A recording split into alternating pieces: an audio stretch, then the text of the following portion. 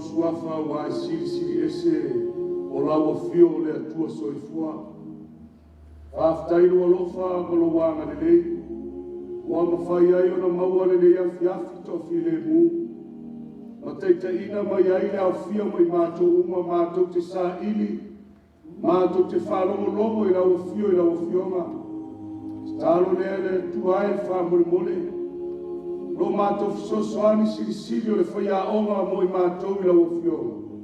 Whātumuina ai le nei manu ma le nei au whia. Ma mawhai ai ona te talaina o loto ma wha moe.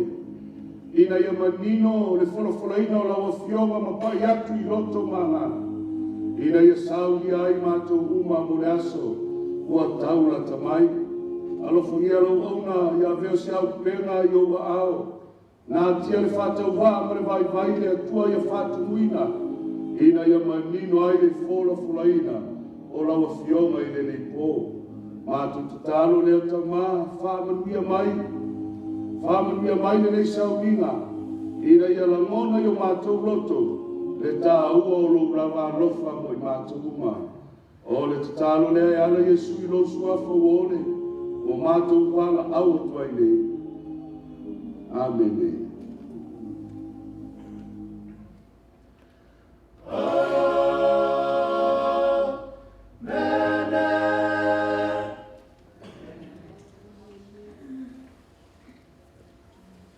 O le whea whapto le rea whiawhi.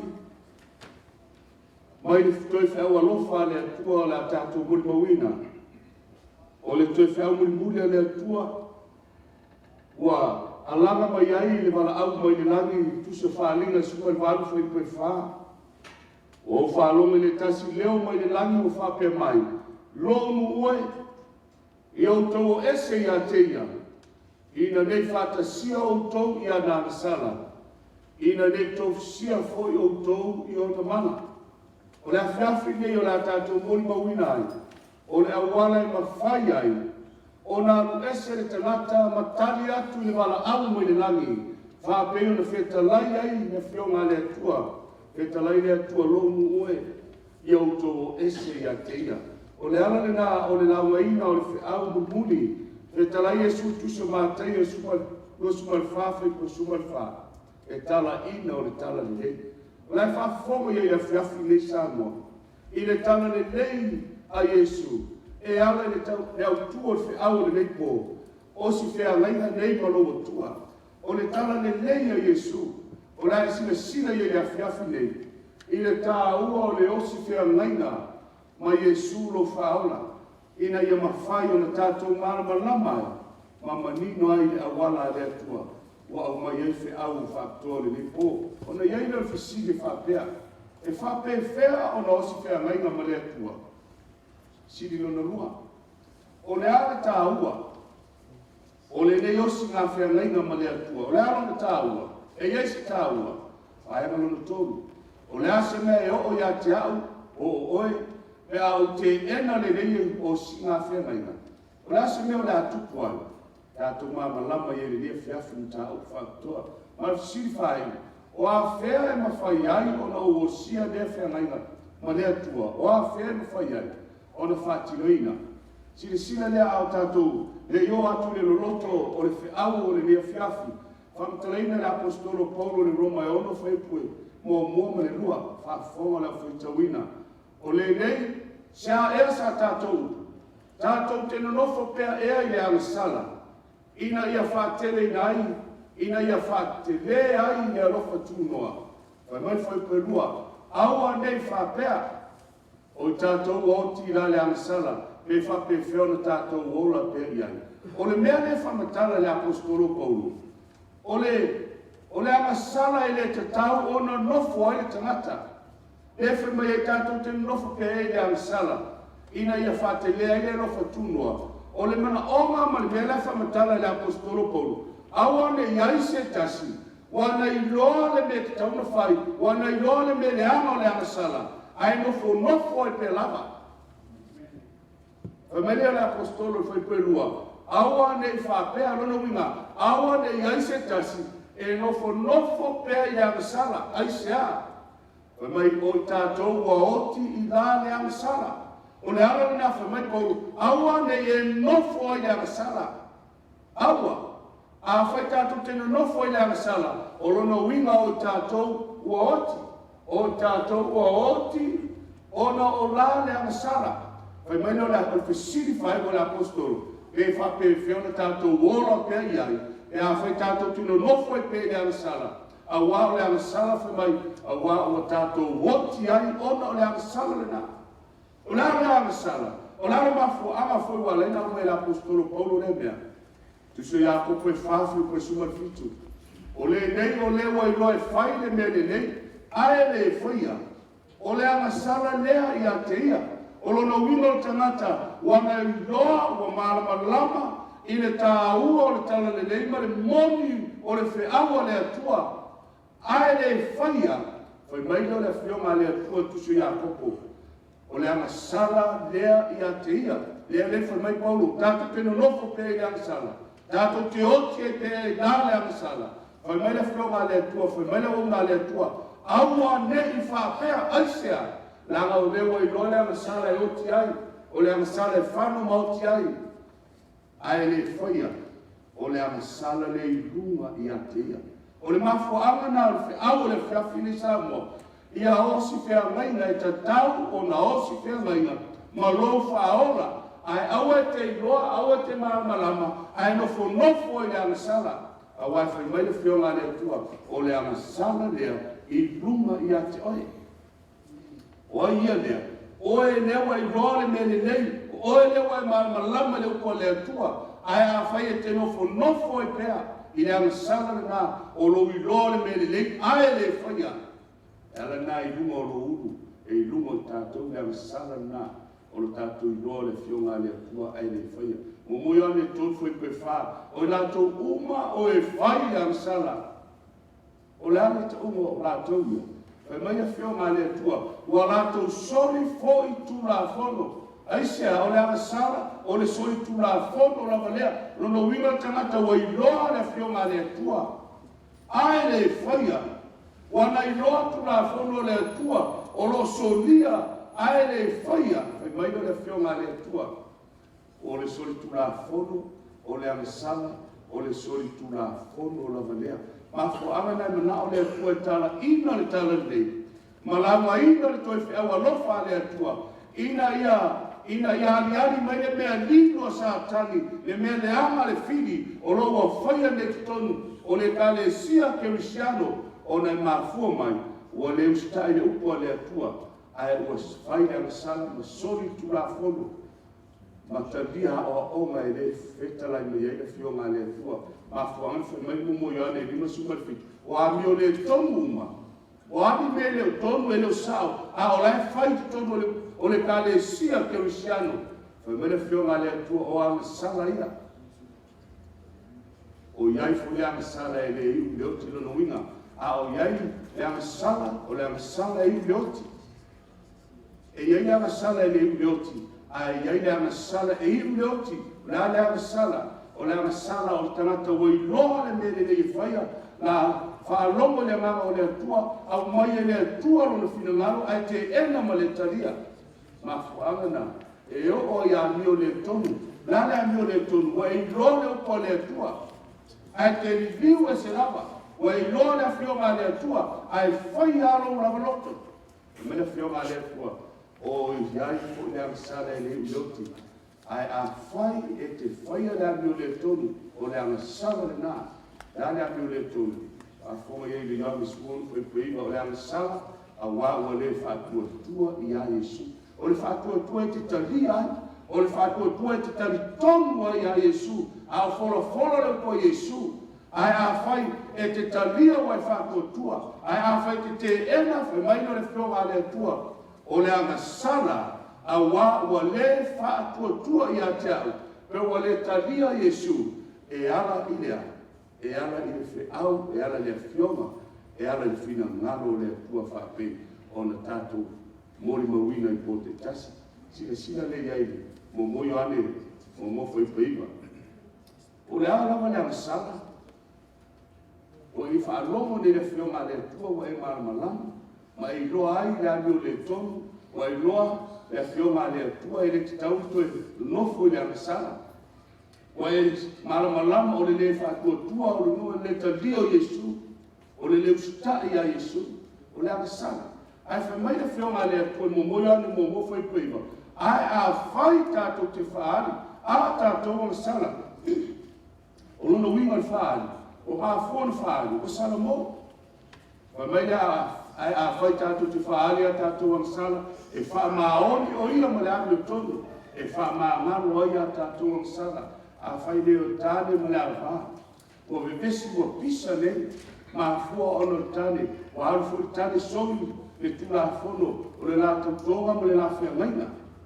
anu le tane wa ai solo mau solo mau salai a fai wa e sala mo le tane le ana sauro le o a fato ese le ava fa ma ngalo mo ya una wa sala wa fia ai le ta maftana ona tau tino le tane wa o sala mo o teleto e faia ona le ona manatu le tane le ava ia fa ma ngalo mo ya na tia a une toi mana tua ni o le ana e fa penal tana sala le fa mutala e le fionga le tua o le ale sala ana wa fa longo le fionga le tua ma e fili ai e te usita i le ko le tua ma o si fea ngai le fa me le fionga le tua ai a fai tato te fa ale tato wa sala no winga wa sala mo wa fa ale a Yesu mai le e fa maoni o ia e fa maoni le tua e ale ko i ngana fa maoni e fa maoni maami o tonu e fa maangalo ai a tatou ang sala e fa pena uma le fe au e pole nei o e fa fofonga le upo le tua o e fa fofonga ua malama nei le upumonia le tua ma e sina fia ai mo tatou loa e iai me na pongi sa ai lau ai e iai me na pongi sa ai lau sila e iai me na pongi sa ai lau sila fia o le upumoni ma le tala le nei awa mai nei tala le nei wa tatala e se aile e ia e miuni le na ma e loa ai le anga o le amasala wa fia ai le kalesia kemisiana ma ese ai tantonunga mo tatou le loa ai wa tatou le au rai le atua le tala le nei ma le upumoni e fe mai Yesu e alanga le e fe mai e to tele la to e fe mai a tia le aso le e a fe mai Yesu o te le lo o to fe pelusu ma to ina o se ia o to aisia langa ese le ie au ona ia e fa penal tala le o e fa logo lua o yaso o e fa fonga le fioma le tua ma e sina fia le manino ma le mala malama ma le mamma o le pumonia le atua e fili le e tatau ona o sia se feranga fa ma ngalo le amasala na soli ali sa pati fa ma ngalo le amasala le ayo le ilusia fa ma ngalo le amasala le talia wa o oma fa pau o i tutomo le kalesia keusiano e mai le ao fa adi e fa ma oni o ia ma le ami o tonu e fa ma ngalo ia tatou o sala ma fa mama iai tatou ia mio le tonu umalava o i nei le ano na fe au le fe nei sa mo o le ato tangata o i loa o malmalama sala mo ma fa mangal o mai le e whaamaoni le atua, e whapena le osi ngā whengaina, le iai au tua au le whiawhi nei, o le whesiri whape whea ona o osi whengaina ma le atua, o le whengaina ma le atua, o le lei ma le atua. E wha mai Paulo, tātou te nonofo e le akasara, ina ia whatelea ia le rofa tunua, aua nei whapea, au leala nei whai, e tatau nei le whiawhi nei, ona e singa whira Samoa, e iai le whengaina e tatau o na osia, e tatau o ne osi whengaina ma loa tua. Tātou o le roto mai inoa ai tā ua, ma le mafu anga, alfa simo mo whape whiona o na osi whengaina ma le tua. Sila le awala e osi ai whengaina. Ma reka suma leono whai pa suma leono. O le, ele o le whātua tua. Ai o le, nunuinga, o le tangata whātua tua. O le whātua tua ma papa tisoina, e whaoraina. O le awala lea e osi whengaina i tangata ma le atua. O le osi whengaina, o le utalia o Yesu, wa e whātua tua ia Yesu, wa e whālomo nei o kumoni maltala nei. Ona e whapeane lea, na o ai an pua amaru nei roa e ino ia ia tua. Na o ta aro ama whai mea, ma luenga te whai ngā luenga lea stona i maru nei roa, o le sa pati lea na whapa ia, ma wha asa e lea tua. Na o nei roa nei a o onga nara o mai nei, e lea ni a o onga lea tua, pe o le kirisimasi o aso mali, o mea whapau pau, ai a o nei na e mama lama, ma e filifili, e te talia Yesu li ani mo mua fai koe sumalua, o i nato umalava o ena talia o ia, ma whātua tua i lona suafa, a o lewa o mai nei le mafua anga, le awala e osi whea ngai ngai, o le whātua tua, ma papa tisoina, o lale uma o le whea ngai, o le whea ngai ngai tangata anga sala, ua sala mo o osi whea ngai ngai ma Yesu, e ala le papa tisonga, a e sau lau mai le uma Yesu, e whao la ina ia. O le uma o le tangata ua osi whengaina nei ma Yesu, whawhena osi whengaina, i le papa tisonga. Whai mai o Yesu e whaolaina ia. A o le whātua tua, o le tā ua le papa tiso, a wā o le ale papa tiso nei, ona o le whātua tua ia Yesu, sila nei uma, e whaasalaina ia. O le tā ua le nā o le wheau, ma le loloto na o le wheau le whiawhi nei Samoa, o le tā ua le osi ngā whengainga, i a osi whengainga ma lo whaola, e ala lea, e ala i le sauninga leo le papa tisonga.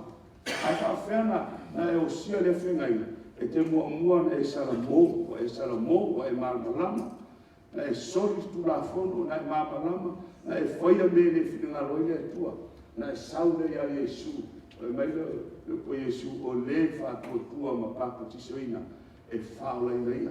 O le awala le nai osi whengaina, o le ala sala na i loa le mele nei, awa e filifili nei, o le e whaia le mele nei wa i loa, le ala mele nei wa i loa, le upo le atua, le awhioma le atua, ma e talia Yesu le whātua tua, ma e filifilia e wha tinoina le rua whengaina, o le arua osi whengaina nei ma Yesu, ai se ale mafuanga, ina ia whaolaina oe le tangata sa. Sina sa mo le tā ua tele, o le sauninga lea, o le osi ngā whengaina lea, sina ia i tā ua. Oka le tā ua le ngata e whaolaina, ai whaafonga le momope te tolu fai koe lusu matasi. O le whaatusa foi lea mea o le baptisonga, o le ale whaatusa o le baptisonga, o loo whaola mai nei, ia i tātou. O le osi ngā whengaina o le baptisonga, ai whai mai o le whaatusa o le mea, whai mai o loo whaola mai ai. Rona winga le tangata na whano na leise whamoe, o le tangata na ola whaasama noa, i le anga salama nofo ai. Ai a o na osi whengaina, ma Yesu e ale le baptisonga, whai mai o le whaatusa o le baptisonga, o loo whaola mai. O loo whaola mai nei ai tātou, e leo le whaata ele, o wātua tisonga lea la tātou wa aire whiawhine, e leo le whaatu tulu po le whaasua no au. Si lo tā ua, e leo le whaata ele no ruinga, e tui lalo le, o le tunga mausua vai, e leo le whaata se ino le ele o tino, lo nuinga e leo le tā elena, e furu pala, ma le pefo, ngā lue ma le aso. a o le tāua mai whātusa. Ia I loa o le sauninga neo le osi whiangainga me Iesu. O le sauninga e a mai ai le ola ia te oe ale ati sila mai o lo whaola mai ai nei I a I tātou. Tātou na whano, tātou e le aise whamoe moe. Ai no osi whiangainga lo mai Iesu. Whai mai o le whātusa o le baptisonga lea. O le whaola o le tātou mai le whawhanonga sa le aise whamoe moe. Whafonga lea e le ngata e leo se whātā ele. A o le tali, a le loto, fuatia ifo le nei le atua. Ua tali nei le loto le ne whalongolongo I le atua, whalongolongo le upo le atua. Ma ua langona I le loto, ma ia talia I le whātua, ona whai maia, o le loto le nā, ua tali atu nei, tali atu lea, tali atu le osi ngā whengainga lea, o le whengainga e ana le baptisonga. E leo se mea, o se awala e whamalosia I tangata, ai a ona na ngona I le loto tangata, ona tali atu le ona loto, le loto ina ua whaalongo le whionga le atua, ma I loa aile matau tio le rofo le atua, ma manatu ai, e tatau ona maosi whea mainga malo whaola, o le na maliu mo au, o le tali le na, o le patisonga la, o le tali le tangata, o ai le tangata lea, o le tangata o iai le loto le nei, e whaalongo le upo le atua ma whiwhiri, o whawhetai le atua. E le tangata fole e whaalongo ma ia, o le whionga le atua, a ita, o le ita le nā, o le mea sa tani nai te tee, I da ia te tee a le upumoni le atua ma le tala nei, a le tangata le uosi whiangaina, e le ngata o le whailonga nā, whailoa ma iai, o mai le ora ia te oe, lua, o le tani le loto le lei, a o whaalongo le whionga le atua, a ngā lue le ngapa io le atua, ma vea I lo loto se loto le lei, o le tani la, o le baptisonga, o le osi ngā whiangaina, mua le ngata, e loa ai o me le ora ia te oe, o whaolaina I oe, nga whamen mareko suonu, o le whātua ma papa tisoina, e whaolaina, Vai mai na apostolo Peteru, o le whātuso le nā mea le osi whiangaina, I le baptisonga, ua o mai le ola, ua whaola ina I tātou, e ale ia, e ala ni maliu o Iesu, ma le ngata le nā, o le tali a le tangata, ua tali atu lona loto le lei, vai mai lona loto le lei, fuatia ifo le lei le atua. E ala nasa moa o le sau ninga leo le baptisonga, o le sauninga o le osi ngā whiangainga ma le atua, e ala le baptisonga, le ala lea whai mai o le tali a le loto fuatia ifo le lei le atua. Lale, le loto le le, o whaalomo le whionga le atua, ma o ai no loto, o whaalomo le whionga le atua, ma fia, whawhetai le atua, o iloa o malamalama le tāua, ma le malamalama o tala le. E se tasi ki nā, New Zealand na whai le sauninga le lei o le osi ngā whiangainga ma Iesu, ma le atua e baptisonga. Uma e te whaila na mori mauma tāngi ri tina, uma tua tina, al tinani soifua o le ona atore kalesia katoliko. Ai noa, ua iloa ma whaalonga le upo le atua, ma whini lona loto, ua lava aso na whaia I lona loto o lona le malama ma lona le iloa. Ai na ia iloa roa ma whaalonga le tala le ma le pumonia le atua, na whini le tina, e o se whiangainga ma le atua e sauninga le baptisonga. Uma lofa ina na mori mau, ma tāmia. E tabi e pere ia te ia ni lotu, na ola mai ai. Ai le mawhai, o na whaamalia ina na loto. Se ilonga e usita, ima whaalonga le upo le atua. Lewa malama ne tala le leima le pumoni. Na ia le fefe lea. Na ia le fefe fili o si te ngaina ma le atua. E le masiasi le maaina tangata, awa matua na soifua ma whanau le kalesia, Katoliko Roma. Ai na ua whaalongo ma whate ia o ia. Na ia te ia le tali o le loto, fuatia ifo le nei.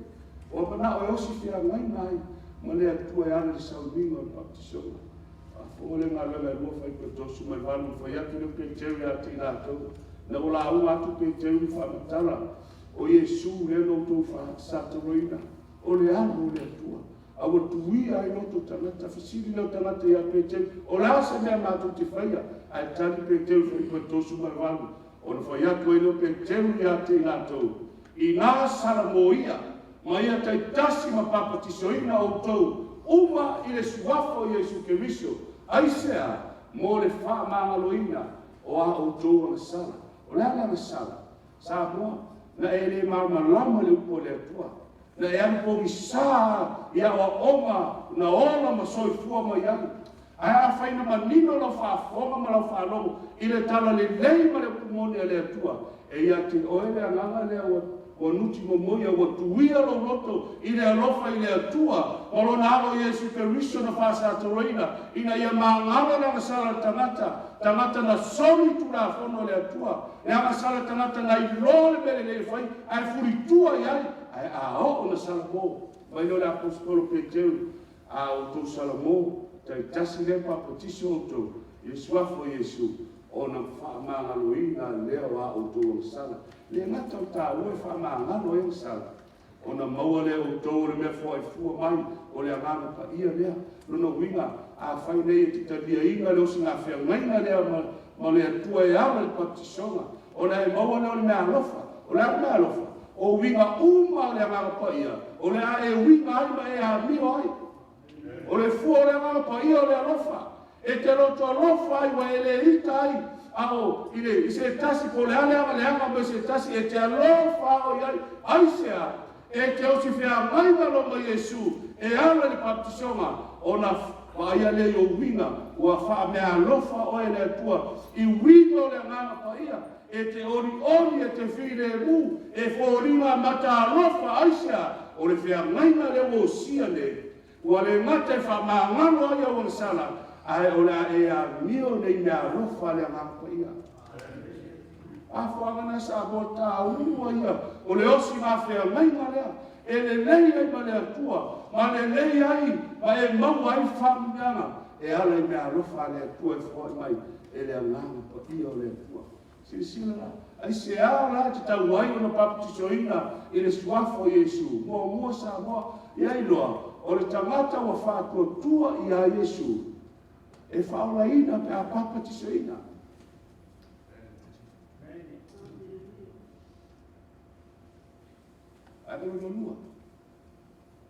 o le tāua o le papatisoga o le tangata ua sala mō mai le agasala e iloa wa e whiaosi whiagaina nei ma le atua i le papatisoga ina wa e iloa sala mō i lea sala mō mai le agasala o le agasala nei whaia ia tua iei si agasala lau tele a le agasala leo le whiaoga le atua ua tātou iloa nei le pumoni ma le tāna le nei ua e malamalama nei na e ifo ai aso sā ma lou le iloa ma lou le malamalama a o lewa e whalomo nei le upo le atua ma iloa ai o le aso sā o le aso whakopau o le polo inga i tangata e whai mai Iesu ma te sulima whai breiva e tapo e fua mai i lātou i mata upu o polo inga i tangata o le aso sā la sāmu ai no e whaafonga ma lauaina o le aso o le pule o loma pope e whapau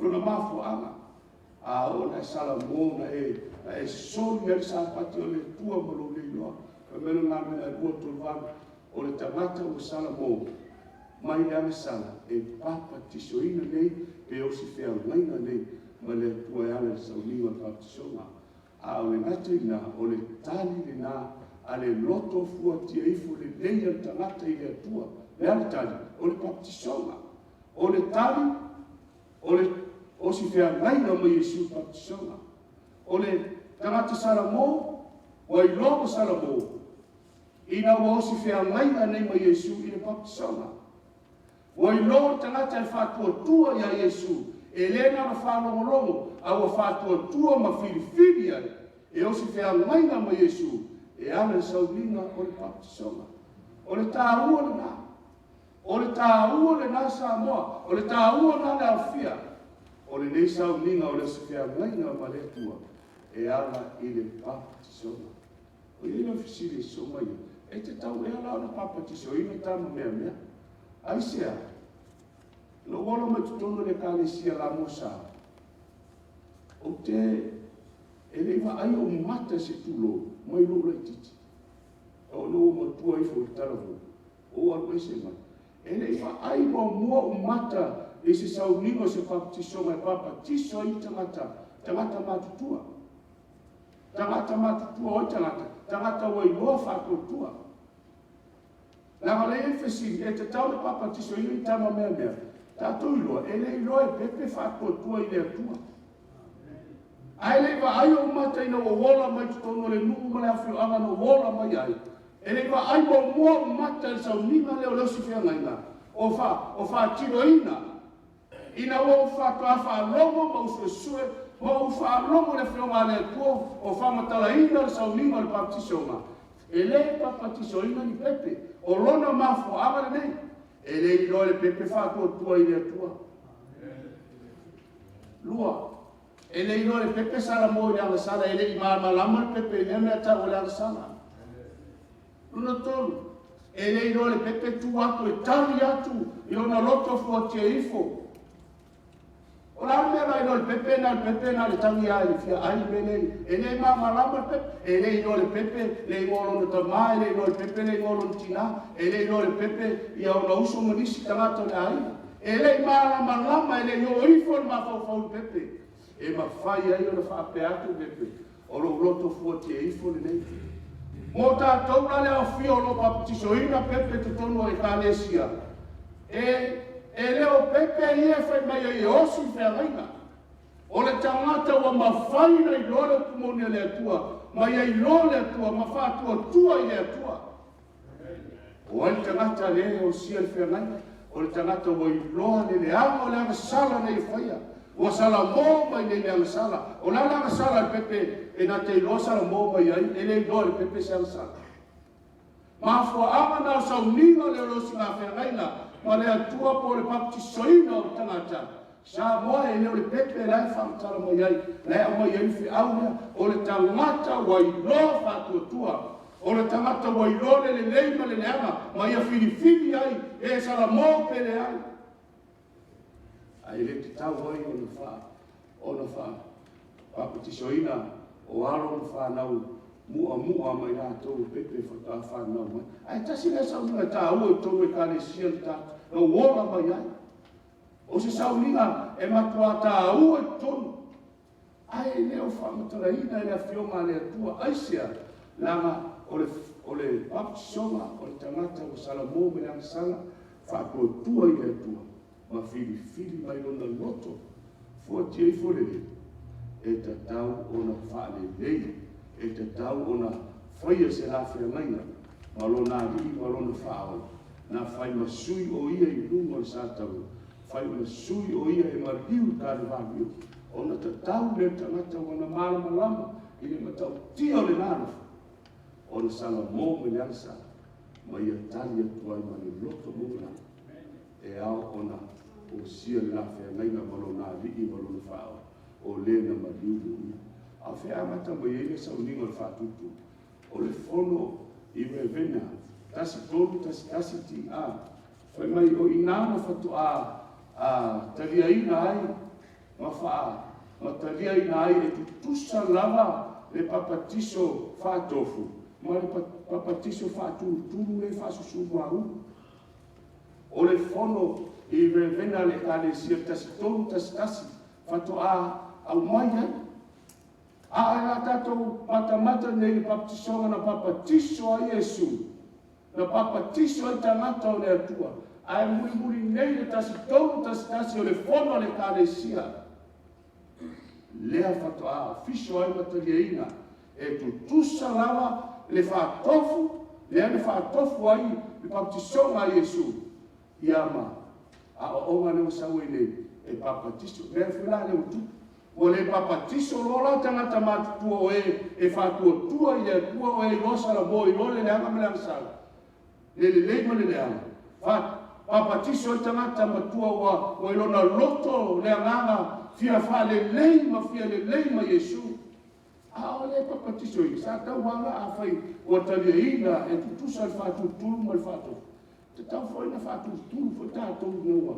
o matua ea o matua o tala hofu ta o besi mai tata tau whaatari se o loa le lema lea na wala au mai lea ea wai Filipine te fia o si fia mai mai Yesu sau se whaatutu watu lo mau ai le ai o mai ia le kalesia le wa mai nei te tono le kalesia ke usiano ma alu ai le kalesia ma le iloa ia tangata e le o whaia se fia mai na mai Yesu e le o whaia se whea maina ma le atua, e le lei e ala le papatisoma, le ana wheta lai Yesu, o le papatiso, o le whatuatua ma papatisoina, e whaolaina, lono winga nao le mele iai nei, tongo le kalesia, ke usiano wa pau nei paparania, ia o oma whapaupau, o la e oa ia whapena. Ea, e le i whea maina e o sia e ala e papatiso le wheta lai Yesu, ma rekos kuono whai pasuma le ono. O le whaatuatua ma papatisoina, e le papatiso la whaatuturu, le o tasi tonu tasi, whaatu a o ma iai nā o oma, ma sau o i papatiso ma whaatuturu, ma manatu ai le kalesia, e tu tusa le whaatuturu ma sa sao vai wau, ma le whaatofu i lalo tu ma mausu a vai. Te tato wa ai le papatiso, o le papatiso le upuelei, o le papatiso o lona winga o le whaatofu o le tanumia i lalo o le vai o le winga na o le papatiso o le whaatofu o le tanumia i lalo o le vai a o le ale papatiso ma le whaide o le papatiso ma e whaasusu e muau o le whaatulutulu a o le sauninga o le papatiso ma po le sauninga lea e o si whea ngaina le tangata o Filipine o se fea mai mai tangata ma le atua. O le whainga lea sauninga papatisonga i lona winga e upu e lei. No winga e te tau ona whaatofu i aro i vai. O le tanu mia i lago o le vai. O le winga nā o le papatiso. Lea lei ona a mai i le afiafi le ina ia tātou wa ai sāmo ma tātou māmanana i le au wala e whaatino ina ai. Le osi fea lenga le tangata ma le atua. E ala e sauninga leo papatisonga. Tau te nei loa ea. O i tātou ne unga na papatisoina i ake wiso Yesu. Na papatisoina i tātou i lona madiu. Whamena whionga lea tua tātou uma papatisoina. Papatisoina i ake wiso mafu ana. E le papatiso e se tangata ono o le whiwhi au. E le papatiso e tangata ono le lotu ko le ingoa le lotu. E papatiso ono o Yesu ke wiso. Whamena na papatiso ina i tātou i lona maliu, e iai le ata o le papatisonga i le maliu o Yesu. Sisira iai le mea Roma lava lea ono whai koe whaso mai ai, o le lei wa te tanu whaatasi tātou maia i le papatisonga i lona maliu. Ina ia tātou savavali i le ola toe fuataina, pe ona toe whaatuina mai o ke miso na ia woti, i le mana o le tama, o le taulina o le papatisonga, e ta tanu ai tātou i lalo tunga mausu avanti, le tātou ai le pueleni, o le tanu mia, o le whaatofu i lalo le vai, o le ata, o le papatisonga, o le ata, o le bereana whaatino ia Yesu, ina o maliu Yesu, ave le tunga mau. Uma le tunga mau le aso sa pati na ye tutono le tunga mau Yesu, a e o le aso mua le vai aso to e tu mai, e whapena le ata o le papatisonga sa anoa. Ina ua papatisoina o le ata ua whasātoroina ke riso. Ua maliu Yesu, wai merkarte e lua lo fu, wai mai Paulo, ua whasātoroina whātasi ma ua ke riso o te leto e o ngāu. Ina ua osi whea ngaina nei ma Yesu, i le sauningo le papatisonga, ua e Filipine ai, o le lua whea ngaina lea, o le aso i fua ke riso i to tomu ia te oe, e te leto i pule oe, ke leto i pule iau me ai, e te le ai ai me Mesia, e leto i pule oe le aso te alo tapua iai, e tasi le aso o fai mai le tua, aso e ona te na lue ai ala so fito sa pati ai ova lo tua, ua fasi o tia nei mana onga ma mena i maasani ai, na e Filipine lea, o le alu osi fea ngaina nei ma Yesu, o le a leto i ola oe, a o le a whaia, o le a wingo lea tala i leto i ola oe, o le a leto i whaia lo loto, o le a leto i whaia lo loto, a o le a usitai nei, e whaia na whaima ia Yesu ia tia. O na alea, o le ata na leo, wa wifolo tangata, i lalo tunga mausu a vai, o le ata o whasatorino Yesu. Ina o mai Yesu ave tunga mau, o le ata na lau e lalo tunga mausu a vai. Papatisonga. Atu mai Yesu, te tu man malo mai Yesu, o le atana ina ua uma na papatisoina oe toe faatuina mai lo oe ona fai mai lea o le feoga le atua ua tatanu faatasi tatou mai ia i papatisoga i lona maliu ina ia tatou savavali i le ola toe fuataina o le ola toe fuataina o le ola gafou e ua osi feagaiga mai iesu i papatisoga mai manatu ai e lē toe faia lo roto a o le ale mea lafai nei o le asoifua le iesu i lou tagata o te lē faia mea na o masani mai ai ma o toe liliu ai e fai le agasala ai sea ua lē toe ola a'u o iesu keriso ua ola ma soifua i totonu iā te ao o le uiga la o le papatisoga o le ata lenā i le maliu e iesu fa'asataloina tu le tugamau o le ata tagata ua filifili ua tatau ona fa'alelei maua ma lou atua na filifili lo le osi feagaiga i papatisoga papatiso lotu oe lalo tugamau suavai pe papatisoina oe i le vai le ata na taimina avako iesu tonu tugamau e te toe tu mai o le ata toe tu mai iesu ua tu mai iesu le tino fa'alelaga e fa'apena oe taime papatiso ua e filifili nei e te lua osi feagaiga nei ma lou atua i le papatisoga papatisoina lo lea oe e te toe tu ai ua lafo ai uma lou tagata tu ai le tugamau lea le ata i le papatisoga lea aua e toe tu mai fai mai o le feoga le atua tatou savavali lea i le ola toe fuataina unuiga le ola toe fuataina ua fa'afouina o oe sa e masagi i palau vale ua e fa'alogo nei lupo le atua e le tauna na luatu i lupuleaga i lou fofoga o mea na e masagi ai e lē tusa ma le finagalo le atua ua e filifili nei ua uma e lē toe faia ua fou lou tagata le ala lenā o le tāua lenā o le sauniga le papatisoga o le ata o le maliu o iesu lea ua fa'asataloina ai oe le fai mai iesu ioanes matesuonu faipolusu ma le fā aiai se tasi e fia mulimuli mai ata ia aua nei toe usustai o ia iā te ia le ua filifili nei osi feagaiga aua nei toe usustai o ia iā te ia aia ave ia lona sataulu o lana sataulu o mea na pele lo roto o mea na e masani ai o mea na e fiafia ai aina ua e fa'alogo nei le afeoga le atua mai loa ai o mea ia e lē finagalo ai le atua mai lo iesu afai iai se tasi e fia mulimuli mai ata aua nei toe usustai o ia iā te ia aia ave ia lona sataulu ma mulimuli mai iā te ao o la le mulimuli lea ua savali nei le olaga toe fuataina toe fuata'i le amiu fuata'i le tagata tuai ma fiafia i mea leaga ma mea le masani ai aua toe tu ma na mālō mai nei ina ua uma na faia sauniga lea o le osi gafeagaiga i le papatisoga na avea ai lo tatou tagata fou iā keriso mai lo polo ia efeso e fa'afaipoelima e tasi le ali'i e tasi le atua e tasi le fa'atuatuaga o la le fa'atuatuaga e na o iesu e fa'aola ina ai e leo le lotu e leo le faifeaga fai mai foi le apostolo e tasi foi le papatisoga e lē telegi aua le fai papatisoga e tasi a o le papatisoga o le fa'atofu talulia i le tugamau suavai se tatou o se va'ai le papatisoina o iesu i le fesoasoani mai ai leia tatou i le fa'atinoina ua tatou loa nei le tālua tatou loa le mafua'aga e lei ona faia le osi gafeagaiga o lē fa'atuatua ma papatisoina fa'aolaina a o le a fa'afena papatisoina iesu o le tatou va'ai ali fa'atinoina o le papatisoga iesu mateo tolu fa'aiposuma tolu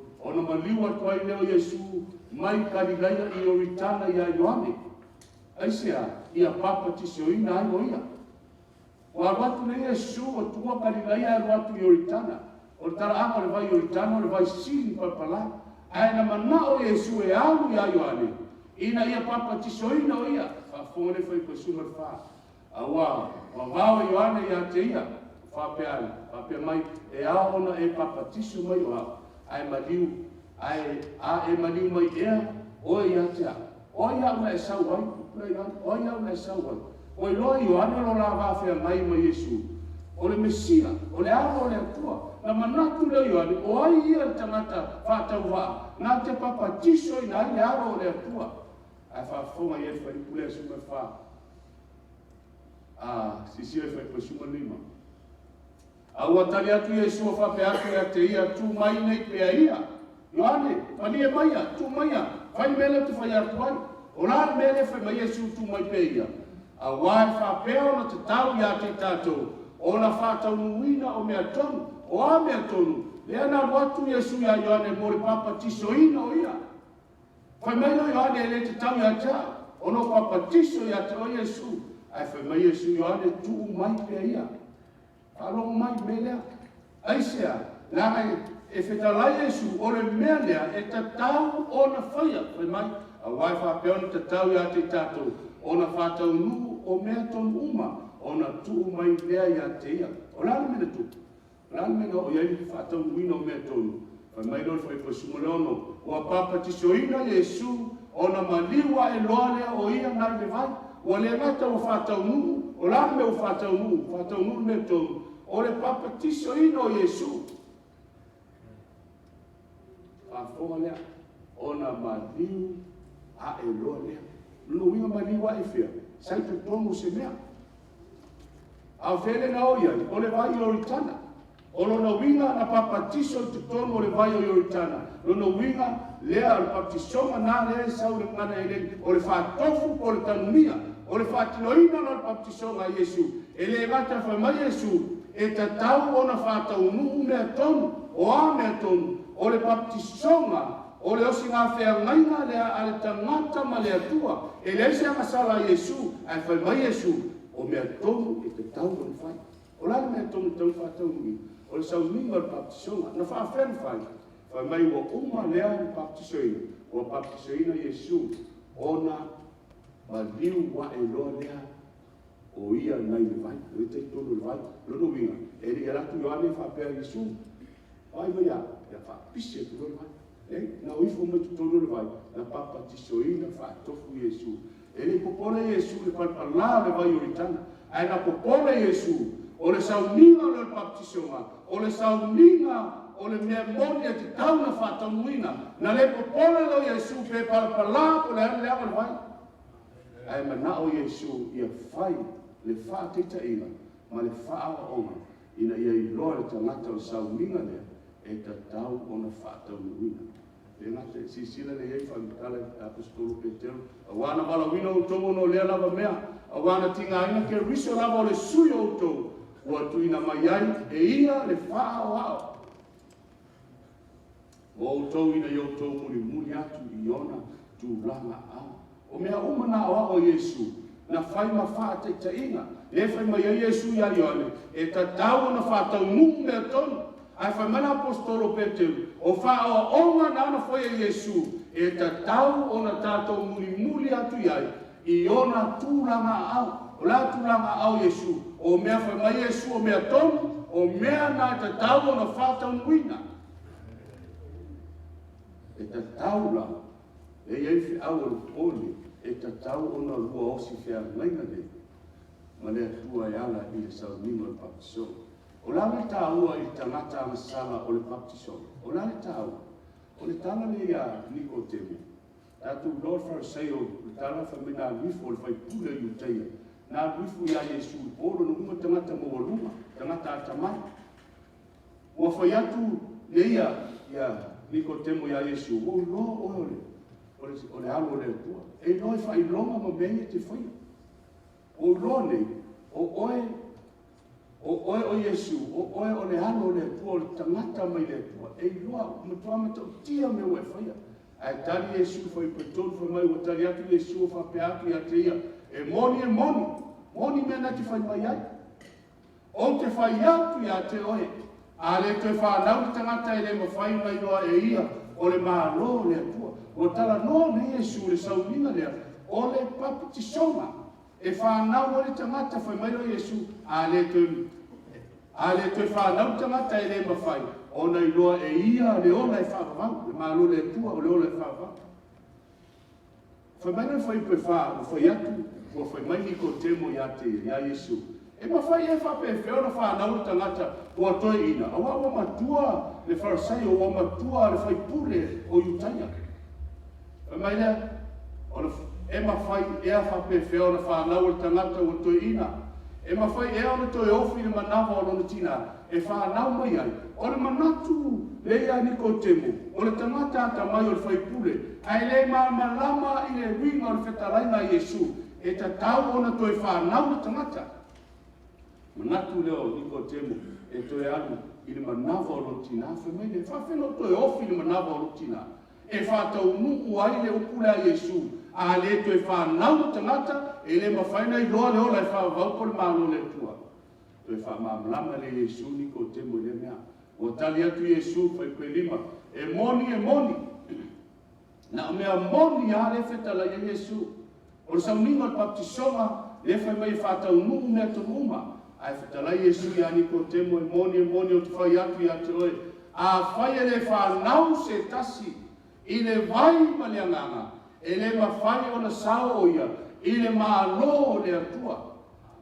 O lo whetalai Iesu, i le sauninga o le papatisonga, e whapena papatiso Iesu i le vai, e waia le lupe o whapepepepe, e whamai o le anganga pa ia o le atua.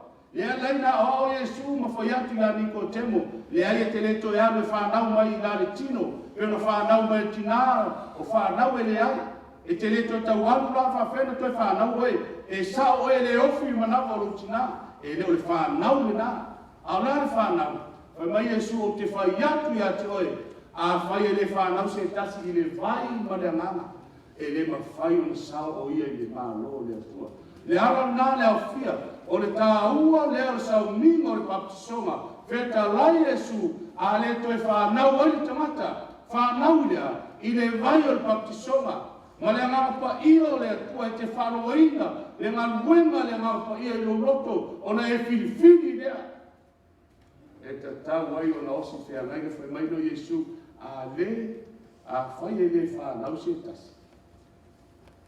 I le vai ma le alanga lono winga, a whai e le papatisoina, oe, Nikodemo, e le ma whai o na e sao le mālo le atua. O le alo tofi le lotu, o oe le Farisaio, o oe le tusi upu, o oe le whaipule i utaia, o le ale ata mai o le alo tofi, e to tomo le kalesia, e le mawhai na whasaoina oe, se i wangana, ua e osi whea ngaina, ua osi whea ngaina, e papatisoina oe, i le vai ma le nganga, whato a mawhai lea, ona e iai i le mālo le atua, o le ola e whamau. O le tāua lea o le sauninga lea, lea fia, aua e te manatu whatawaa le sauninga na whetalai a Iesu, e le mawhai o na e sao, a whonga le upule e whaonga, o le sao. E le mawhai, e le mawhai na i roa lo nunga whaina wa ai atu iai. A o le mele tau tino Iesu, e le mawhai o na e sao to tomu o le malo le atua, o le ona e whamawau. Pe a e le whanau le vai, o le vai o le baptisonga, ma le nganga pa ia lenga due i lofi le ngalo, ma le roto. Muri pau e tūranga au Iesu, o le ngata ne u whamatala Iesu o mea te tauna whatau ruina. A wa o fo Iesu i le tangata ata mai ma le whaipure ma le lau roa i tono i utaia. A e le whaia sauninga lea, e le mawhai o la e sau i ola e whaava. A e ofo le apostolo pou, e le sawa Paulo sawa amu whawhapea. I le whamaina e le atua e au manana, a whonga i e mena. Na whaia foi la apostolo Paulo. Ngā runga iwa suma lima u whetalai mai le li. Ia te ia i ngā aguia. Le walawina e le atua e Iesu o le apostolo Paulo. Mai lea, i ngā aguia a wā o le ipu lava o ia o whiri maa. E mo mori no i ngoi luma o nung ese o walawina o le apostolo Paulo. Whai atu leo Iesu le whaalinga ia anania. Whai upa suma le whitoro iai. Ame sa iri le whale o iuta o lo iai tangata e te tala noa maa o iai. O le ipu o ia o le tala nei, o ia e mo lia lo ngoi mo ese. Sau no le whai upa suma le walu o sau nei anania. Wa o ma whamatala le apostolo Paulo, le mea ngā leina watu whapitoa o le whe awa Iesu, e sau e waai ina ia mawhai o na whaahe e atu o na lima, e whaahe e atu i ate ia, le whauma ina ia mawhai o na saunia le apostolo, la o le ipu ia o le tala nei, o wala wina whapitoa Iesu ke viso, o umatu le mea whamare whai pasuma walu, o na pa uro leo mea nei o na mata, pese i niunga, o na toi waai lo leo o ia, ua tu fo I lunga ma ua papa tisoina. Le apostolo Paulo ina ua whate ia o ia I le wala au whapitoa a Yesu. A oa ngai atu I tamaseko le ala I sao I tamaseko. Ai whate ia ai ina ua sungia le malamalama. A o le wala au whapitoa. Tofi le Yesu ana nia e alu whamatara le apostolo Paulo. Ina ua whaalomo atu le apostolo Paulo. I le whiawa ma le wala wina. Ma le whamatalaina e ana nia o le tangata o le atua. Tangata mi o tua na turi e Yesu ma whainoa. Alu e wa ai le apostolo. Wa ai Saulo. Whaalomo atu le o Saulo a o le suia lo nei ngoa ya Paulo. O whaalomo atu le tā ugo o le wala au. Na whai maira ua tū fo I lunga ma ua papa tisoina. Na ua whaalomo lo le apostolo o le tala le lei ma le opumoni. Sa ia sa wā ma whatau ngā I le kalesia le atua. Ma sa ini tangata ina ia whaipuipuina. O whaalomo nei Paulo whamatala ia nia ia te ia le maua lungo le wala aua le atua. Na ia na ngona ai le whaamau ralo whamai ua tū I lunga ua whiriwhiri ia osi whiangainga ma Yesu. A fongi whai upe aluenga e lusunga lua. Talaina ane mele e tasi. O le lei foi se are mea te whatuai ai. O le upule ane lia ia se a Saulo. Au Saulo foi. Le are se ase mea e te whatuai ai. Tūla ia ma ia papa tisoina oi. Ona tū ai leo Paulo. Wa talia le wala au. O le baptisoma o le sauninga e osi whiangainga I ma Yesu. A wa o walawina o ia Yesu. E whai maipu matala le lei. Maipu. E mo moli le tala le lei po le suafo Yesu I nupesi. Le au fia le lia fiafi. E sauninga o le baptisoma. O le sauninga e saunia I tamata whai mai Yesu ia analia. Amu o le ipu o ia. O le ipu o whiwhiri e whai mau. Ea, e mo moli lo ingoa. E te leilo le au fia le mafu amo le sauninga lea. E te leilo lo walawina. E miaini mea te tele le rumanai. E manao ia Yesu e whawaina I aino soifua. Va pei o le apostolo Paulo. Ai whai tau tuso whenenga fau. Roi tiki tumu I tusi singa le apostolo Paulo. Tusi o le whenenga fau o tusi pa ia. A le tangata na whiriwhiria. Na whaalomo loa. Papa tisoina loa. Ma avea ai. Lea, per whai mai apostolo Peteu. Papa tisoina mo whamanganoina am sala. Ona maua lea le mea fwai fua. Le mea alofa fwai fua lea ngalpa ia. O lea tamai o le poto. Ma le whamuniama le atua I, le awhioma le atua. Ua tumu ai le apostolo Paulo. Ma whatumuina ina ua walawina le atua. Ina ua baptisoina. Ma ngoto I lo ia. E tā lai le tala le leifa ma Yesu. E whai o ia maipu. E mo mori lo moa. Le tumu ai le awhioma pa ia le atua. Aena ia talia ina le wala au. Ma osi whea ngai ngai whai mai lo lea. Tula ia ma ia whapatisoina oi. Tula I lo leo Paulo o papa tisoina. E whai mai a fuwe se ina wang sana I lo wala au I le suafa o le ari. Ai are, e unuka tātou mata e tala le unuka. O le tala le unuka te nai, ue mai ai. E maua mai fo I le unuka I whaatino ino le baptisoma. Na o tu tongo le vai, papa tiso whaatofu ai. Ai le whaatutuina I Filipo le maunu o le unuka. Si sina I le mea ngalunga valu tosu mai fitu. Ua whai atu Filipo a whaiwa e tai tomu. Ma le loto a tō o whamatala I aina uinga o le tala I Isaia le whamatala ina ai le aru o le atua. O whai tau nei le muka le mabrama o na ape le ngampa I Filipo. Ira I whamatala. A whamatala o whaalomo atu le ne tangata.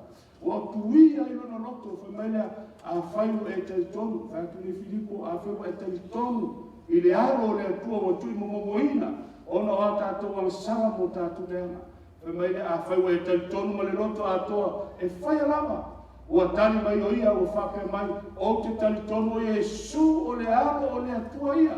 Ua talia nei le umuka Yesu e whai mona ali ma ona whaola. Ina ua whaalomo le tala le lei.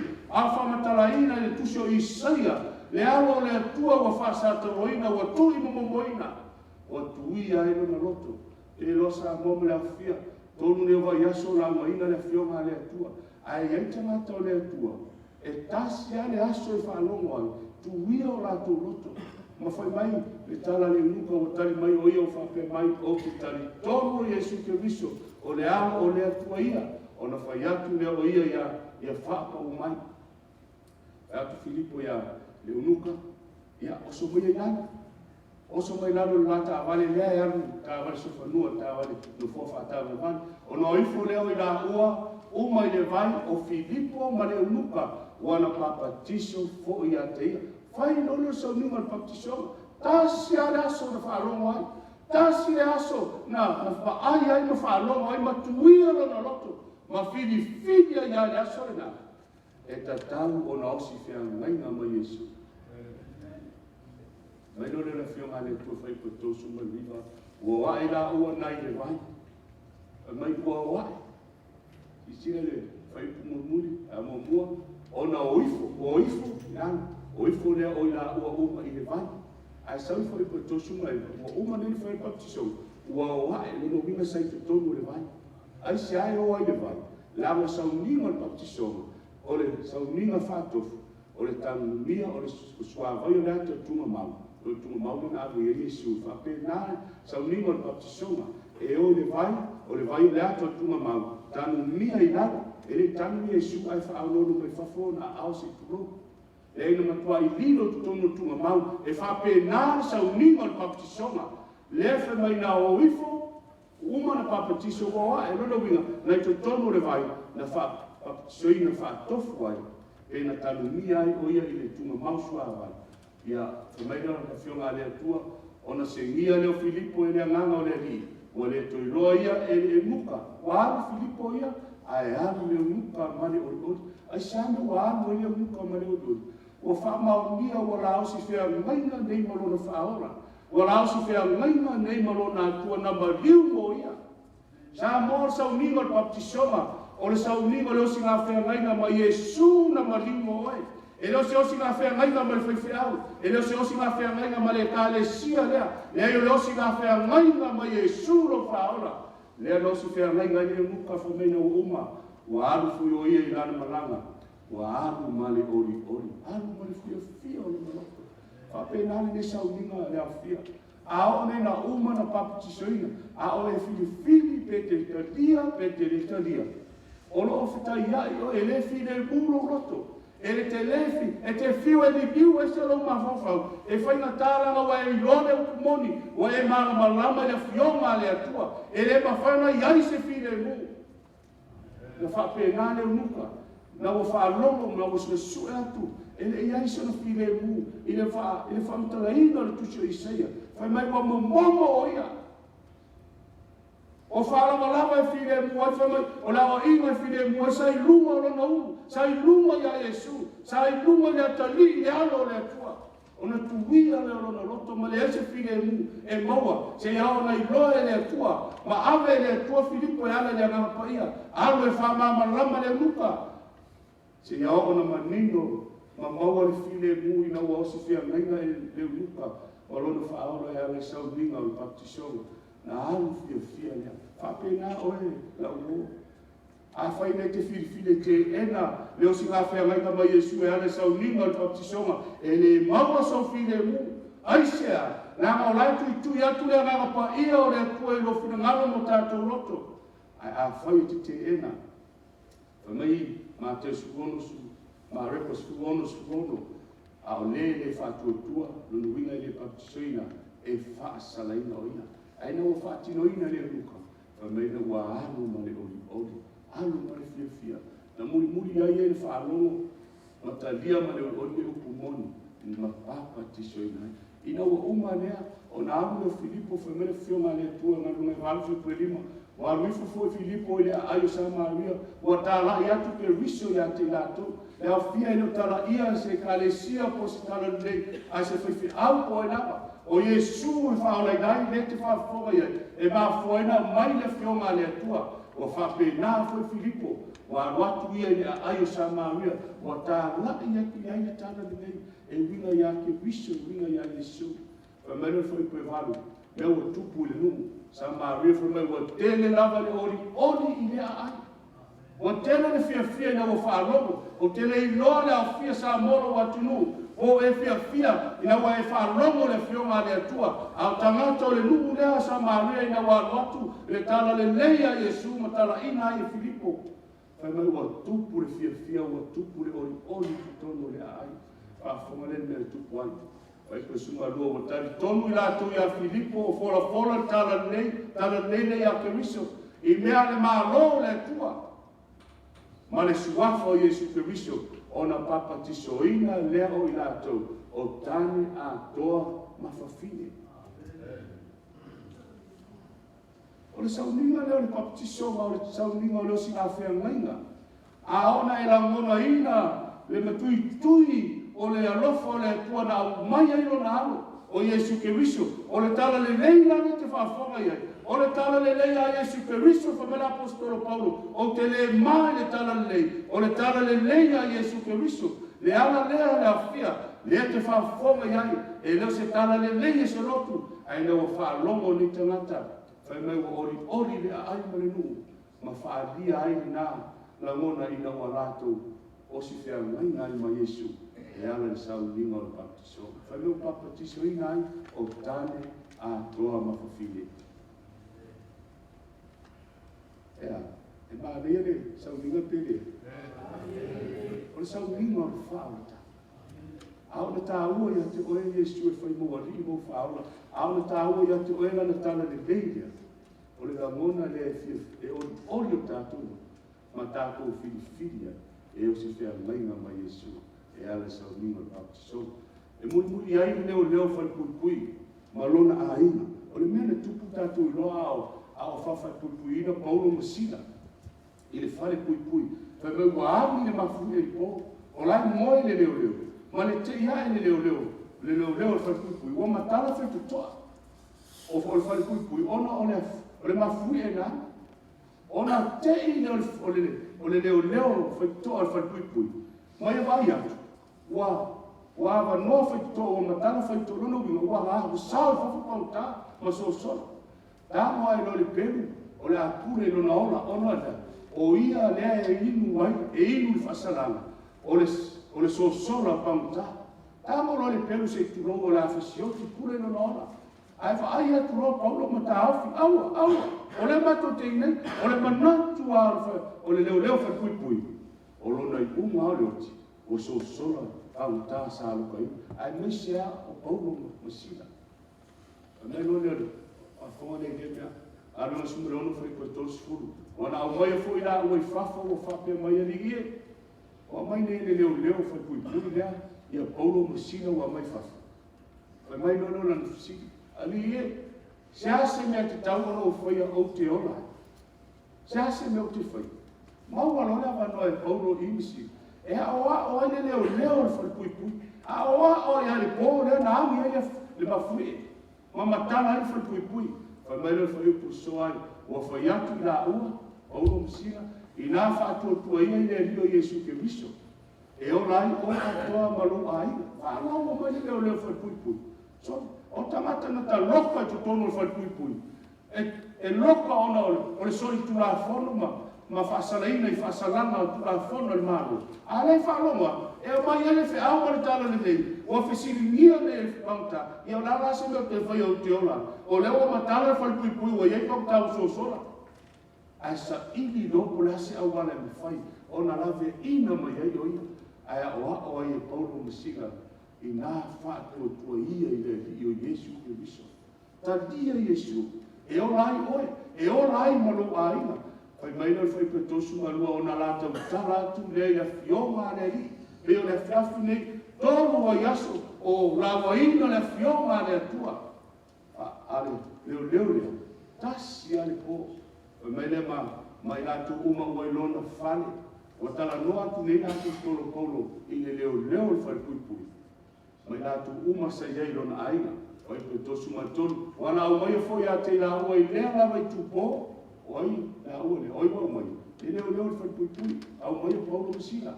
Mai wana au mai foi a te la ua I lea la mai tupo. Ma mulu o la ta. Ona papatisoina loa lea oia. Ma lona ai ma uma. O ale ana o mai e leo le whai pui. O Paulo Masina ma mulu atu me ai la ua. Ai tino ai leo o singa whea nenga leo. Lea na fisikingia le leo. Ali ia o la se me o te whai o te ola. o Yesu e Paulo talia Yesu fai mawali mau faola o le na la po fa mele fionga le tu o papa ti soina lo le oia ma lona ai la uma sa mo ai sia ko fa tino ina o le sauninga o le baptisoma o le sauninga o le osi ngā whengaina a whae te whiriwhiri nei e a vele Yesu mawali mau faola o e talia le whātua a e te tau o na whātinoina whae mai Yesu e te tau o na whātaunuina o mea tonu uma o a mea tonu na whamatala Yesu ia Ioane le baptiso o le sauninga o le baptisoma e whapena le sauninga lea whapena le wheau le mea whiafi o le sauninga o le baptiso o le osi ngā whengaina lea taranata ma le tua ngā lunga e gofa i koe whanasu matasi o na baptisoina lea o e na talia lana upu ma le fia o le asu foi o whaopopo inai pe tonu afe o tangata whaopopo mai pe tangata ai whaopopo mai ea whaopopo mai tangata o osi whengaina nei ma le atua tangata o papa tisoina ma whaopopo mai ai pea le whainu mera o tangata o le atua o tangata o le atua tangata o whiriwhiri e papa tisoina ina wala tu talia le upu mane fia le wheaua le atua sa moa le te whaafonga iai a whai e te ena e te leo fia e te ita le upu le atua ona e le whaatinoina leo o sauninga leo le osi ngā whengaina a whai e te whaalongo pe whaalongo a tangata o le atua le whai mai Yesu o tangata e whaalongo o tangata e poto e pe o tangata e whaulo na whale i lunga o le papa o Yesu o le tangata na e whaalongo matalia le whai mai a whionga le atua o na baptisoina lea o e na talia na upu ma le fia o le sauninga lea samu o le sauninga lea o le osi ngā whengaina ma Yesu o osi nei le o whengaina ma Yesu o le na tū mo oe, le na mariu mo oe, na o mai lona soifua atoa, e ale lona toto i kane mariu, ina ia totongi aina wangsala, ia wa ese le tauri o le angasala sa i lunga ia te oe o leoti. Ai a o nina i mana o si whea ngaina ma Yesu, o na whai alo sauninga o baptiso, o na mwhai lea e Yesu, o na wa ese le sala o leoti ma le whawhanonga, sa i lunga ia te oe ona o le angasala. Awa e whiriwhiri nei, e a rei Yesu maua lii mau whao, e ale sauninga o baptiso. Ma, altia e tolu whai koe rusuma fitu. A wao tō uma lama na baptiso ina ia ke wiso, ua o tō ofu ia ke wiso. Anata uma ale o si whea ngainga ni ma Yesu sauninga o baptiso. Whai maina whio ngā le atua, me la apostolo o tō uma lama lea na baptiso ina nei o tō ia ke wiso. O leo o ofu nei o tō ia ke wiso. Rono, o le ale winga leme, o le soifua atua, ua ola ai ke wiso i lo soifua. O soifua ke wiso, awa le ona oi. O tuu me te loto iai, awa e savali nei, e whaatino le rua whea ngainga lena o sia le baptiso, o le a e whaia le mea, e whina ngā wa Yesu, sisila rai, loko nito i lima whai po suma fitu, o le nei, e ngata leo baptisoina. Mai o le nei a whai o ia ke riso setas. O le tangata fōu ia. Ua mawale me tuai, whauta. Ua whafouina me uma. Ua fōu leo langa. Ua fōu le amio. Ua fōu me whaatino ma me whai. Ua whai ane me whina ngano a Yesu. Awa la whai leo langa tuai. Le whi mai pauno tangata le nā leo o si whea ngaina nei ma Yesu. Ua vea nei o ia. Mata ngata fōua, ua mawai a me tuai, tu tuai ma me tuai. Ua whaafouina leo la. Ole, o mea la e tolu tā ua tele, pe a e whiriwhiri nei te osi whea ngainga ma Yesu baptiso, o me ne tolu tā ua. O me mua, a baptisoina nei oe, ua oti leo langa tuai, o le angasana. Leo langa tuai le, o le whiriwhiri, e whai le angasana, oti. O uma, o e whiwhiri o uma. Lona lua pe ao nei na e whiwhiri te ngosi te renga mai Yesu. Tunga mausu a vai, o tanu mia ua masala i tunga mau. Nana, papatisho a tuai vea o tanga te fō. O la fua i tunga mau. Leo langa tuai. So tanu mia ua masala i le tunga mau sua vai. Ta ua na papatisho. Ma le mea muli muli. lo le tāua le papitisonga. A uma le papitisoina o e toi tū mai, o le tangata fou i a Yesu. O le tāua le papitisonga le afia, pe aone na fili i le sauninga le osi feagainga mai Yesu. O le aoti nei le o langa tuai sa masaina. Wa tanu mia i tunga mausu avai, o la fua i ai. Aia ina ua tū mai, o a vea nei o e matangata fou. Tangata fou i a Yesu. Lono winga tangata fou le nga, oi mai le, alu ngai moto sumai vale. Ina sala mo ia, ma tai tasi paptisoina o tō. Ina ia wha mānganoina au ang sa. O le tāua o le paptiso, e wha mānganoina ang sala le tangata. Ao le wha mānganoina le ang sala le tangata. Ona fua ina atu ia o le angangapa ia, o le mea lufa o le angangapa ia. E angangapa ia ngai te ori e ma e fia, e iai vanu, e iai maunga, e iai whainetā, e iai tina. Au ia te oe le angangapa ia, e mawhai ona teita ina oe, e mawhai ona whautua ina oe, e mawhai ona whamalusia atiri pia oe. Ma avea ai oe, matangata ua avea matangata le a ina oe. Eo si ngā whenga inga le nā. O le avea nei oe, ma se tasi o atari ma whawhine o le atua. Le whaimai paulu, o seo ia ke riso le tangata fōwia, ua mawai me atua, ua fōu le soifuanga. Fou le aina, aisia, ua avea oe ma memba o le aina o lea. E te ola fia, e te fia e ustai e upo le atua. E te fia e whai le mea, e whina ngaro ai le atua. Apel whai mai whetalai na Yesu. A whaitu te alofa mai atea, i auto tausi mai i apolo. Fili nei sao, fili nei au si whea ngainga mai Yesu. Whai mai Yesu o se alofa mai atea, o ia le ngai tausi mai i apolo.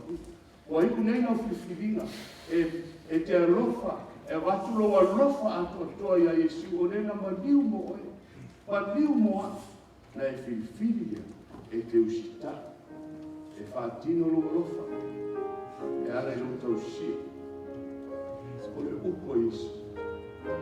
Tausi ana polo a ina i se furu. O e fili ai la fua i la sala, o le amasala o le soli o le tulafa. Sa mo le fia fili e fia, au e whaalomo le fio ma le atua, e whaatusaina i e pēru. E ma ai lava le fio ma le atua.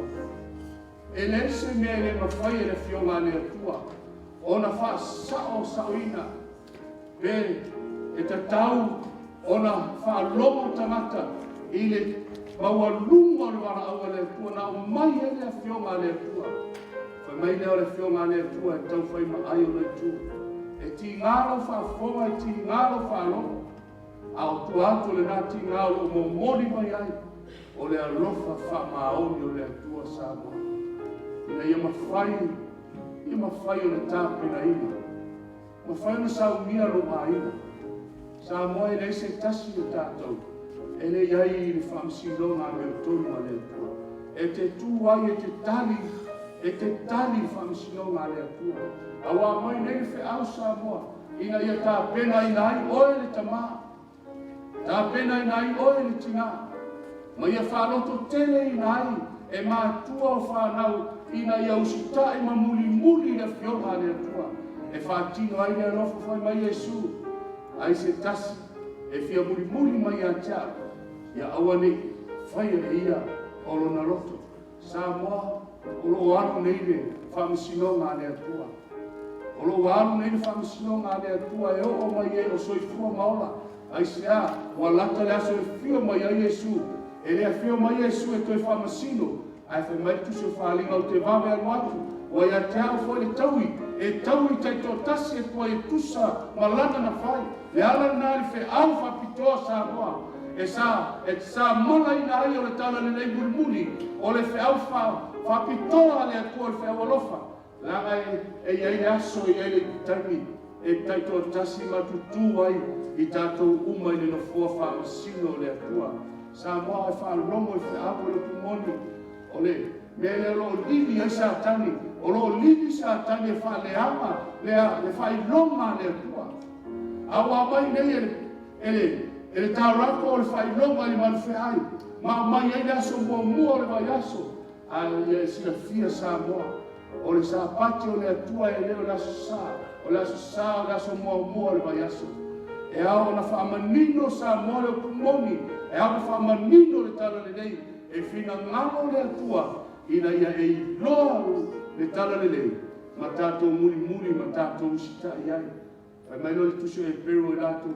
Na vele o ia matupunga o le ola e whakawau. O whaatou toa ina fo Yesu. O na vele o Yesu matupunga o le ola e whakawau. Ia i lātou uma o e usi usita i a te ia. Sa moa le awhia. E te tau na tātou whalongo i a Yesu. Pai mai Yesu o le aso fitu o sa pati. Lea ia i o walo tua. Ai le o le aso mua o le aso. O le aso mua o le aso sa. O le aso mua le nā le vai aso. Sa moa e au le whaatau nungu mea tonu uma. Whapeo nā maini tāna le nei. E au na usita i na fionga le atua. E au na tātou talia le ukumoni le atua. Whetarai fo Yesu e whapeo nā le baptisonga. E ao na whaatau nungu o mea tonu uma. Aisea o le baptisonga o le osi ngā whea ngaina lea. A le tangata ma le atua. E te osi whea ngaina ai wa e talia a Yesu. Yesu o le avea oe ma li ma whaona i a tau. Yesu o le avea oe ma li ma whaona i lo ainga. O no sia role le whenanga. E ana i sauringa o le baptisonga. E ana nea sa moa. I whe au le nea whiafu. O le whe au ina i mawhai. O na tāpina ina oe ma le whanau tāpina ina i tātou mana i tātou ai. Ua lata le aso e fio mai ai. O fio mai le tātou matai. Le ala nau Yesu e a uma ina le tala nei. Ma te o lua whasi ma le wha. Ia tala ina le tala nei. Au tala ina le tala nei sa moa. O lo tui Yesu le whai to o lo finangalo. Mo tātou roto. Le ao ona e whiwhiri e talia. Ona mawhai leo te tala le whai to toa. Ia Yesu mauru whane Yesu. I lo finangalo mo tātou roto. E whiwhiringa i tangata. O te tana rona roto i a Yesu. O le whea ua langa mai na o Yesu e ola ai lo uso e tali alo mai a vave mai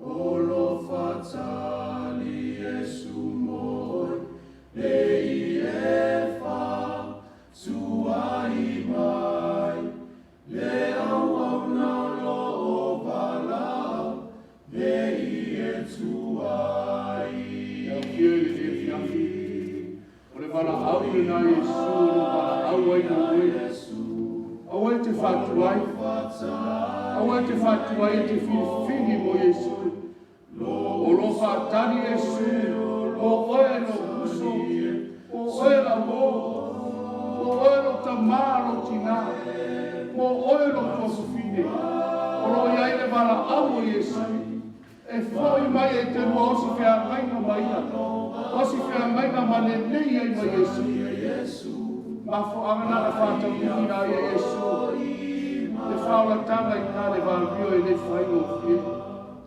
ina ia mawhai na uo ia mawhai na e loro na rofa ia mawhai na e lore moni ma le muti vale ro na rofa na mawhai ai na ia whatau nuina le fina ngalo o na tamari nani ma le gane toru fai kwe sumole ono wa whapea lava o na rofa mai o le atua ina na no nabi wa ia mai ai no na no pene to sasi ina ia le whano se tasi e whātua tua se tasi e tradio ma whaola ina ino ia i le ola e whāwau e au fia le lea fiafu o leo si ngā whea ngainga ma Yesu e ale sauninga o le baptisonga e whamaonia ai wa e talia ina Yesu na mariu mo oe ina ia ofo ina lo soifua ofo ina lo uola mo Yesu whapeo na ofo atoa mai no na soifua ina ia e ola ai ma lo maina malau whanau.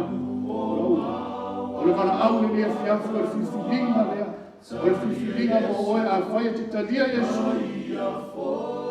Whai loe lo tū mo Yesu le lea fiafu. A whai te tūmai mo Yesu. E te tū ona wai whiwhili. Wai ilo whiwhilinga.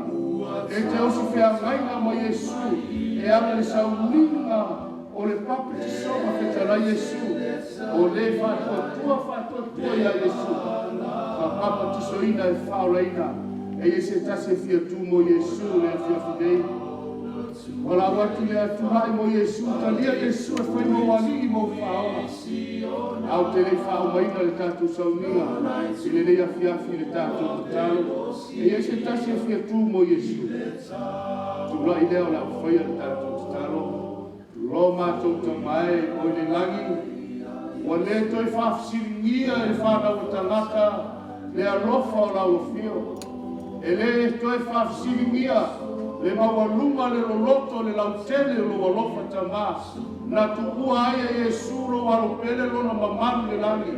Awa ia whaia le whaolatanga mo i mātou. Na ia whaia aia tala ina o lo fina malo. Na ia whaia ia misiona ina ia i roa tangata uma. O lawa fio le atua soifua. Ma le fe au whaputoa. Ina ia saunia i mātou. Mo le asu tele te toia fio whanua mai ai. Na i wai leo lau misiona ina o whatino ina. O le tauranga o le whaolatanga. E whamaunia i le whanau tangata. Le moni ma le whamaoni. Le muti vale ma le alofa fua o lau fio. O e whatau ruina i le tauranga i kāle vārio. Mātou te tālo le tama a vea lau tālo le nei. A vea le whaolatanga. O se mea whaori na i o mātou roto. Ina ia saunia i mātou umamana i o mātou ainga. Mo le nā wha mo e moenga mata mo fie. I le langi ma le ona e whamamau. Vi ia leo lau o fio tama. Vi ia lau o fio lo mātou a tua whawhitai. I lau a fionga ma lau tālo le nei le ia fiafi. Whawhitai tere lo mātou o tua o la mātou sa tālo lea. E ara Yesu i lo suafu o mātou whawhitai e tuai. Amen. Matua e foi mai, manu o maua loa manoa, talie Yesu, mai a foi mai loa. Talie Yesu, mai a foi